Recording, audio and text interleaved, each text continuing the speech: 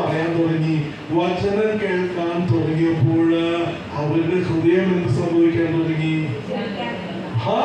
ജ്വലിക്കാൻ തുടങ്ങി. വചനം കേൾക്കാൻ തുടങ്ങിയപ്പോൾ മ്ലാനവതരായിട്ട് പോയിക്കൊണ്ടിരുന്ന ശിഷ്യന്മാരുടെ ഹൃദയം എന്താകാൻ തുടങ്ങി? ജ്വലിക്കാൻ തുടങ്ങി.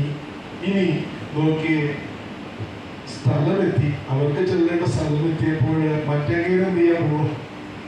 അപരിചിതനായ യേശുവിന്റെ പോവാ, ഇങ്ങോട്ട് പോവാ. അപ്പൊ ഇവര് പറഞ്ഞു, നേരെ ഇരുട്ടാറായി, ഞങ്ങളുടെ കൂടെ താമസിക്കാം. സമ്മതിച്ചു. വിളിച്ചാൽ ഒരിക്കലും യേശു കേൾക്കാതിരിക്കില്ല. അങ്ങനെ യേശുവിന്റെ പ്രത്യേകത നമുക്ക് ഇതിനകത്ത് കാണാൻ സാധിക്കും. അവരുടെ കൂടെ താമസിച്ചിട്ട് യേശു എന്ത് ചെയ്യുന്നറിയോ? അത്താഴത്തിൽ ഇരുന്നപ്പോൾ എന്ത് ചെയ്ത്? അപ്പം എടുത്ത് ഒരടയാളം കാണിച്ച് സ്വർഗത്തിലേക്ക് വാഴ്ത്തിയപ്പോഴാ എന്ത് തുറന്നു? അവരുടെ കണ്ണുകൾ തുറക്കപ്പെട്ടു. അവരുടെ കണ്ണുകൾ തുറക്കപ്പെട്ടു. എന്നിട്ട് അവരോട് എന്തോ എപ്പോഴാണ് അവർക്ക് മനസ്സിലായി ഇതാരാണ്? ഇത് യേശുവാണെന്ന് അവർക്ക് മനസ്സിലായി. എന്നിട്ട് ഇവിടെ എന്ത് പറഞ്ഞറിയോ? നിങ്ങള് എന്നോട് പോകണം. എമോസിലേക്ക് വന്നത് ജെറുസലേമിലേക്ക്. എന്തിനാ ജെറുസലേമിലേക്ക് പോകാൻ പറഞ്ഞത്? പരിശുദ്ധാത്മാവിനെ നൽകുന്നതിന് വേണ്ടി. ഞാൻ എന്റെ പിതാവിന്റെ പക്കലേക്ക് പോകുമ്പോൾ നിങ്ങൾക്ക് ഞാനൊരു സഹായകനെ പരിശുദ്ധാത്മാവിനെ നൽകും. പരിശുദ്ധാത്മാവ് വന്നു കഴിയുമ്പോൾ ഈ പേടിത്തൊണ്ടന്മാരായിരുന്ന ഈ ലോകത്തെ സ്നേഹിച്ച ഇവരെന്തായിട്ട് മാറി? ലോകത്തിന്റെ അതിർത്തികൾ വരെ ചെന്നിട്ട് യേശു ക്രിസ്തുവിന് വേണ്ടി രക്തസാക്ഷിത്വം വഹിച്ച ശിഷ്യന്മാരായിട്ട് മാറി. ഇന്ന് വിശുദ്ധ അന്ത്രയോസിന്റെ തിരുനാളാണ്. അന്ത്രയോസിന്റെ പ്രത്യേകത അറിയാമോ? അന്ത്രയോസിന് കുരിശുദ്ധത്തിൽ എന്ത് കുരിശില? എക്സ് പറയാൻ കുരിശില. നേരെ കുരിശ് കിടക്കാനുള്ള യോഗ്യത എനിക്കില്ല. എനിക്ക് ഇങ്ങനത്തെ കുരിശ് മതി അങ്ങേര് പറഞ്ഞേട്ടാ. അത്രത്തോളം ധൈര്യത്തോടെ യേശുവിന് വേണ്ടി ജീവൻ കൊടുക്കാൻ പോരാളിയായിട്ട് മാറിയെങ്കിൽ കൂടെ കൂടിയ പരിശുദ്ധാത്മാവിന്റെ ശക്തി എന്താണ്? Hallelujah, hallelujah, hallelujah, hallelujah, hallelujah. നോക്കിയേ, പൗലോസ് പറയാതെ നമുക്ക് എഴുതിയ ലേഖനം 8-ാം വചനം, ജഡിക താല്പര്യങ്ങളിൽ മുഴുകിയിരിക്കുന്ന മനസ്സ് ദൈവത്തിന്റെ ശത്രുവാണ്. ജഡിക താല്പര്യങ്ങളിൽ മുഴുകിയിരിക്കുന്ന മനസ്സ് ദൈവത്തിന്റെ, അത് ദൈവത്തിന്റെ നിയമത്തിന് കീഴ്പ്പെടുന്നില്ല. കീഴ്പ്പെടാൻ അതിന് സാധിക്കുകയില്ല.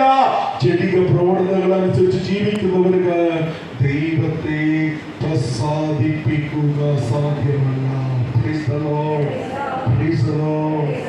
ജഡിക താല്പര്യങ്ങളില് മുഴുകിയിരിക്കുന്ന മനസ്സ് ദൈവത്തിന്റെ ദൈവത്തിന്റെ ശത്രുവാണ്. Hallelujah, hallelujah, hallelujah, hallelujah, hallelujah. വചനം പറയുന്നു, ലോകത്തെയോ ലോകത്തിലുള്ള വസ്തുക്കളെയോ സ്നേഹിച്ചാൽ ദൈവത്തിന്റെ സ്നേഹം അവനിൽ ഉണ്ടാക്കിയില്ല. എന്തുകൊണ്ടാ? നേരത്തെ തുടക്കത്തില് ഞാൻ പറഞ്ഞു, പ്രാർത്ഥന തുടങ്ങിയപ്പോഴേ പറഞ്ഞു, നമുക്ക് ലോകത്തോടുള്ള സ്നേഹം ഉപേക്ഷിക്കാം, നമുക്ക് സ്വർഗത്തെ സ്നേഹിക്കാം. യേശുക്രിസ്തു കാണിച്ചു തന്ന ജീവിതത്തിൽ ഏറ്റവും ആദ്യത്തെ പാഠം അത് തന്നെയാണ്. പിതാവിലേക്ക് നോക്കുക, സ്വർഗത്തെ സ്നേഹിക്കാൻ. ലോകത്തിലെ പ്രശ്നം വരുമ്പോൾ ലോകത്തിലേക്ക് നോക്കിയിട്ട് എന്ത് സംഭവിക്കും? പത്രോസ് വെള്ളത്തിൽ കാണുന്നതുപോലെ കാണുക. യേശു വെള്ളത്തിന്റെ മുകളിൽ കൂടി നടക്കണമെന്നപ്പോ പത്രോസ് പറഞ്ഞു, എന്നെക്കൂടി നടക്കാൻ കുടിക്കാൻ പറഞ്ഞു. യേശു എന്ന് പറഞ്ഞ് ചോദിച്ചാൽ കൊടുക്കും. യേശു പറഞ്ഞു. ഉടനെ നോക്കിക്കേ, നടക്കാൻ പറഞ്ഞപ്പോൾ പത്രോസിന്റെ നോട്ടം എവിടെയാ? വെള്ളത്തിലല്ല, യേശുവിനാണ്. യേശുവിൽ നോക്കിക്കൊണ്ട് പത്രോസ് വെള്ളത്തിന്റെ മുകളിലൂടെ യേശു നടക്കുന്നത് പോലെ നടന്നു. ഇനി നോക്കിയേ, ഭയങ്കര ബുദ്ധിയ. മുക്കുവനാണ്. വെള്ളത്തിന്റെ ഏറ്റവും അറിയാം. വെള്ളത്തിൽ ചവിട്ടിയാല് സ്വാഭാവികമായിട്ട് നടക്കേണ്ട കാര്യം. പത്രോസിന്റെ ഒരു സംശയം, ഇടക്ക് സംശയിക്കുന്നതാണ്. പത്രോസിന് ഒരു സംശയം. ഇത് യേശു ചോദിച്ചതാ. നോക്കിക്കേ, പത്രോസിന് ഒരു സംശയം. പത്രോസ് വെള്ളത്തിൽ ചവിട്ടി താഴണ്ടേ?